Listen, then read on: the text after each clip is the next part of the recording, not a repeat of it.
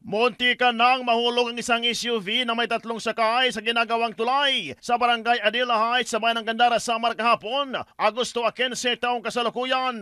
Sa nakuhang impormasyon ng Brigada News FM Tacloban, sinundan daw ng driver ang itinuturong direksyon ng isang navigation app. Makikita sa litrato na nasa pinakadulo na ng tulay ang SUV at nasa labas na ang unahang gulong nito. Sa initial investigasyon, napagalaman na mula sa Cavite ang naturang SUV papunta sana ng Cebu City nang mangyaring insidente. Bandang alas 12 ng madaling araw kahapon, agad naman responde ang Municipal Disaster Risk Reduction and Management Office at wala namang naulat na nasugatan sa mga sakay nito. Natanggal na rin sa dulo ng tulay ang naturang SUV. Dahil sa nangyari, muling nabuhay ang usap-usapan ng ilang mga netizen na baka raw tinatahak ng nasabing sasakyan ang daan patungo sa misteryosong syudad ng Biringan sa Samar. In the heart of changing lives, ako si Brigada Jason Del Monte ng 93.5 Brigada News FM Tacloban, the Music and News Authority.